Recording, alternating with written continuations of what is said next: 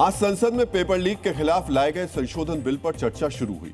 केंद्रीय मंत्री जितेंद्र सिंह ने चर्चा की शुरुआत करते हुए कहा कि इससे पेपर लीक रोकने में मदद मिलेगी। बहस के दौरान कांग्रेस महासचिव प्रियंका गांधी ने छात्रों पर हुए बल प्रयोग को लेकर सवाल उठाया। उन्होंने शिक्षा मंत्री प्रहलाद जोशी के खिलाफ एक टिप्पणी की, जिसको लेकर हंगामा शुरू हो गया। प्रियंका के कुछ शब्दों को लोकसभा की कार्रवाई से हटाया गया। छात्र आंदोलन में शामिल हुए प्रदर्शनकारियों को आज सुप्रीम कोर्ट से बड़ी राहत मिली है। सुप्रीम कोर्ट ने कहा कि छात्र प्रदर्शनकारियों पर कोई कार्रवाई नहीं होगी। कोर्ट ने यह भी कहा कि जिन लोगों का आपराधिक रिकॉर्ड नहीं है और वो पुलिस की गिरफ्त में है, उनकी जल्दी से जल्दी रिहाई होनी चाहिए। उधर दिल्ली के रिटायर्ड पुलिसकर्मियों की एसोसिएशन ने भी धरने का ऐलान कर दिया है। एसोसिएशन ने 31 जुलाई को धरने के लिए अनुमति मांगी है। रिटायर्ड पुलिसकर्मियों का कहना है कि आंदोलन में जिस तरह पुलिसकर्मियों पर हमले हुए, उनकी जांच होनी चाहिए। दिल्ली सरकार ने आज दिल्ली लक्ष्मी योजना को हरी झंडी दे दी। इस योजना के तहत दिल्ली में 21 से 60 साल की उम्र की महिलाओं को हर महीने 2,500 रुपए मिलेंगे। हालांकि इस योजना का लाभ केवल वही महिलाएं उठा सकेंगी जो पिछले 10 साल से दिल्ली में रह रही हैं और जिन पर कोई आपराधिक रिकॉर्ड ना हो। 1 अगस्त से दिल्ली सरकार के पोर्टल पर योजना के लिए रजिस्ट्रेशन भी शुरू हो जाएगा।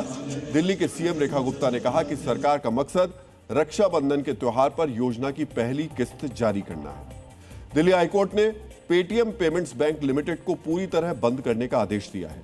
आरबीआई की तरफ से जारी बयान में कहा गया कि दिल्ली हाईकोर्ट ने 8 जुलाई और 22 जुलाई के आदेश के साथ ये निर्देश जारी किया है। ये कार्रवाई बैंकिंग रेगुलेशन एक्ट 1949 और कंपनीज एक्ट 2013 के प्रावधानों के तहत की गई है। आरबीआई ने लगातार नियमों का पालन न करने की वजह से अप्रैल 2026 में पेटीएम पेमेंट्स बैंक का बैंकिंग लाइसेंस रद्द कर दिया था। उस समय आरबीआई ने कहा था कि बैंक का कामकाज कार्यकर्ताओं के जमाकर्ताओं के हितों के खिलाफ चलाया जा रहा था।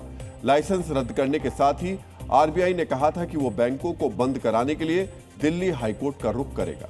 उत्तर प्रदेश के बुलंदशहर में मूसलाधार बरसात के दौरान आज एक 11 साल की बच्ची लापता हो गई।